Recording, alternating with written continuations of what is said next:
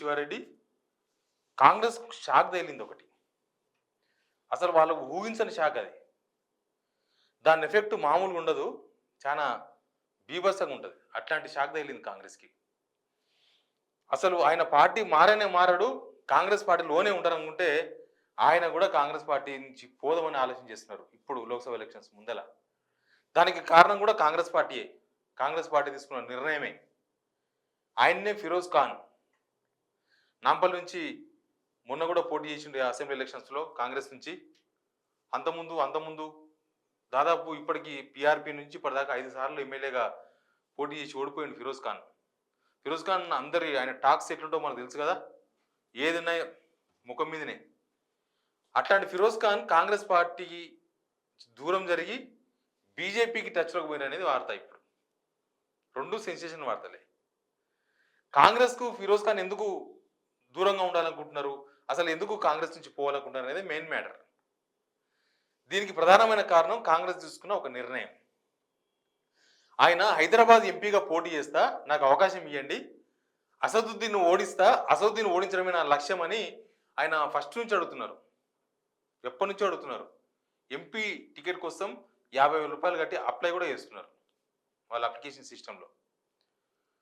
మొన్నటిదాకా ఆయన వస్తుంది టికెట్ అన్నారు వాళ్ళు. ఒక ఫిరోజ్ ఖాన్ ఒకటే కాదు, హైదరాబాద్లో అసదుద్దీన్ పైన చాలా స్ట్రాంగ్ క్యాండిడేట్ పెట్టబోతుంది కాంగ్రెస్. అసదుద్దీన్ ఓడమే లక్ష్యంగా కాంగ్రెస్ పనిచేయబోతుంది.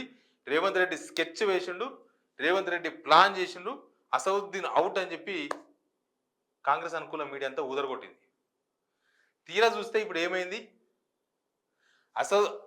అసదుద్దీన్ ఓడగొట్టడం కాదు, అసదుద్దీన్ గెలిపించేందుకు కాంగ్రెస్ ప్రయత్నాలు స్టార్ట్ చేసింది. అసదుద్దీన్ ఓడిపోకుండా ఉండేందుకు స్టార్ట్ చేసింది. ఫస్ట్ టైం అసదుద్దీన్ కూడా ఒక షాక్ ఇది. అసదుద్దీన్కు బీజేపీ నుంచి మాధవిలత ఒక స్ట్రాంగ్ క్యాండిడేట్ రావడం ఒక షాక్. ఆయనకు ఒకసారిగా వణుకు మొదలైంది అసదుద్దీన్ ఓవైసీకి. ఇప్పటిదాకా హైదరాబాద్లో అన్ని పార్టీలు అండర్స్టాండింగ్తో పోటీ చేసినాయి అసదుద్దీన్ గెలిచేందుకే. ఆయనకి ఎలాంటి ఇబ్బంది లేకుండా అన్ని పార్టీలు అభ్యర్థులు నిలబెడుతూ వచ్చినాయి ఇప్పటిదాకా జరిగిన ఎలక్షన్స్లో. కానీ ఇప్పుడు మాత్రం ఫస్ట్ టైం మాధవిలత అనే ఒక హిందూ కట్టర్ హిందూ, ఆమె హిందువులకు కట్టర్, సేమ్ ముస్లింలకు కూడా కట్టరే. కేవలం పార్టీకి, ఎంఐఎం పార్టీకి తప్ప పేద ముస్లిమ్స్ నేను సేవ చేస్తా, వాళ్ళందరికీ నేను అందుబాటులో ఉంటా, వాళ్ళకి ఆల్రెడీ నేను టచ్లో ఉన్నా అని ఇల్లు ముస్లిమ్స్. ఇప్పటిదాకా ఏ పార్టీలో ముస్లిమ్స్ ఏరియా, అసలు హైదరాబాద్ పార్లమెంట్లో పోటీ చేసే వాళ్ళు ఎవ్వరు కూడా కనీసం గల్లీ కూడా తిరగరు, ఇంటికి కూడా పోరు. ముస్లిం అనగానే వీళ్ళు ఎంఐఎం, వీళ్ళు అసదుద్దీన్ పార్టీ, వీళ్ళు మనకు ఓటు అయ్యారని డిసైడ్ అయిపోయి అసలు అడగరు. మనోళ్ళు హిందువులు ఉన్న దగ్గర పోయి అడుగుతారు, కొద్ది అక్కడక్కడ హిందువుల బెల్ట్కు మాత్రమే ఓట్లు అడుగుతారు. అది జరిగిపోతుంది, అసదుద్దీన్ గెలిచిపోతారు. ఇది ఎవరి టైం జరిగేది. ఈసారి ఏమైంది, అసదుద్దీన్కి కష్టం వచ్చింది. అసదుద్దీన్కు కష్టం రాగానే కాంగ్రెస్ నిర్ణయం తీసుకున్నది. కాంగ్రెస్ ఎంఐఎం అలయన్స్ అంట, లేకపోతే అండర్స్టాండింగ్, ఎవరినో ఒక వీక్ క్యాండిడేట్ పెడతారు. ఫిరోజ్ ఖాన్ లాంటి క్యాండిడేట్ని పెట్టరు. ఫిరోజ్ ఖాన్ ఏంది, సేమ్ మాధవిలత లైనే ఫిరోజ్ ఖాన్ది. ఫిరోజ్ ఖాన్ జై శ్రీరామ్ అంటాడు. ఫిరోజ్ ఖాన్ ముస్లింల తరఫున కూడా ఉంటాడు. అక్కడ గెలవాలంటే కట్టర్ ముస్లిం ఉండాలి, కట్టర్ హిందూ ఉంటే గెలవరు, లేకపోతే హిందూ ముస్లిం బాయ్ అంటూ అటు హిందువులు ఇటు ముస్లిమ్స్తో కలిసి తిరిగే వాళ్ళకు అవకాశం ఉంటుంది. ఇప్పుడు మాధవిలత వల్ల అసదుద్దీన్కు వచ్చిన కష్టం అదే. ఈమె హిందువులనందరినీ ఏకం చేస్తుంది. ఆడ చాలామంది పేద ముస్లిమ్స్, రాజకీయాలతో సంబంధం లేని ముస్లిమ్స్ను తన వైపు తిప్పుకునే ప్రయత్నం చేస్తున్నారు. దీంతోనే అసదుద్దీన్ ఒక్కసారి టెన్షన్ మొదలైంది. ఇన్ని రోజులు లేని టెన్షన్ అసదుద్దీన్కి ఒకసారి వచ్చింది. ఆ టెన్షన్తోన రేవంత్ రెడ్డితో మాట్లాడుకున్నారో ఎవరితో మాట్లాడుకున్నారో బహుశా మాట్లాడుకొని వ్యవహారం సెట్ చేసుకున్నారు. లేకపోతే వీళ్ళు ఫస్ట్ ఫిరోజ్ ఖాన్ను దింపుతామన్నారు, సానియా మిర్జా క్యాండిడేట్ అవుతుందన్నారు, తర్వాత క్రికెట్ మాజీ కెప్టెన్ అజారుద్దీన్ పేరు కూడా పరిశీలించారు. అక్కడి నుంచి అసదుద్దీన్కు గట్టి పోటీ దింపాలి ఫస్ట్ అని. తర్వాత ఏమైందో అజరుద్దీన్తో అండర్స్టాండింగ్ పోయిందని ఫిరోజ్ ఖానే చెప్తున్నారు. మా పార్టీ అసదుద్దీన్ గెలిపించడానికి డిసైడ్ అయిపోయింది, మా వాళ్ళు ఇంకెవరిని పెడతారో తెలియదు అని. ఇప్పుడు ఆయన బీజేపీ టచ్లోకి పోయారు. ఒకవేళ ఫిరోజ్ ఖాన్ కనుక బీజేపీ టచ్లోకి పోయింది సీరియస్ అయితే, ఫిరోజ్ ఖాన్ కనుక బీజేపీలో చేరితే అసదుద్దీన్కు చుక్కలే. అసదుద్దీన్ అవుట్.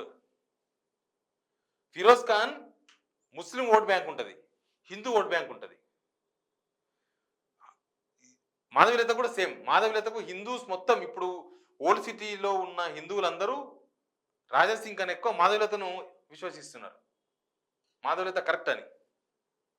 ప్లస్ కొంతమంది పేద ముస్లిమ్స్ మాధవీలత వెంబడున్నారు. ఫిరోజ్ ఖాన్ కనుక బీజేపీ టర్న్ అయితే బీజేపీ వేసిన స్కెచ్ అదే, ఫిరోజ్ ఖాన్ తీసుకురావాలని. ఆల్రెడీ టాక్స్ కూడా అయిపోయినట్టు చెప్తున్నారు. ఫిరోజ్ ఖాన్ వస్తే మాత్రం హైదరాబాద్ పార్లమెంట్ చాలా అనుకున్నది ఒకటి అయ్యింది ఒకటి అనే పాటలాగానే అక్కడ మొత్తం సీన్ మారిపోతుంది. అసదుద్దీన్ ఓడిపోతాడు. మాధవీలత 100% గెలిచే అవకాశాలు ఉంటాయి. బీఆర్ఎస్ అభ్యర్థి కూడా ఉన్నారు, శ్రీనివాస్ యాదవ్ ఉన్నారు. అంత ఎఫెక్టివ్ చూపకపోవచ్చేమో బహుశా. కానీ అక్కడ పోటీ మాత్రం ఖచ్చితంగా ఇప్పుడున్న సిచ్యువేషన్లో Asaduddin versus BJP candidate Madhavilatha. Firoz Khan ఏం చేస్తారని చాలా ఇంపార్టెంట్. ఇప్పుడు ఫిరోజ్ ఖాన్ కాంగ్రెస్లో ఉండి అసదుద్దీన్ పోటించే ప్రయత్నం చేస్తారా, బీజేపీకి వచ్చి ఓపెన్గానే అసదుద్దీన్ ఓడిస్తారా? ఇది చాలా హాట్ ఇష్యూగా నడుస్తుంది. హైదరాబాద్ పార్లమెంటు ఇప్పటిదాకా పెద్దగా చర్చలో ఉండదు. 17 పార్లమెంటు స్థానాలు అయితే అన్ని పార్టీలు 16 కాన్స్టిట్యూన్సీల గురించే మాట్లాడతారు. హైదరాబాద్ పార్లమెంటు గురించి అస్సలు మాట్లాడడానికి కూడా ధైర్యం చేయరు. అసలు ఆ సీట్ మాది కాదు, అది అసదుద్దీన్ ఓవైసీది, రాసి ఇచ్చినాం అన్నట్టే ఉంటుంది. కానీ ఫస్ట్ టైం హైదరాబాద్ సీట్ గురించి మాట్లాడుకునే సిచ్యువేషన్ వచ్చింది. ఫిరోజ్ ఖాన్ ఒకవేళ బీజేపీకి పోతే మాత్రం ముస్లిం ఓట్ బ్యాంక్, హైదరాబాద్లో ఉండే ముస్లింసే కాదు, ఫిరోజ్ ఖాన్కు రాష్ట్ర వ్యాప్తంగా మైనార్టీ ఓట్ బ్యాంక్ ఉంది. ఆయన మైనార్టీలను ఎంత ప్రేమిస్తారో హిందువులను అంత ప్రేమిస్తారు.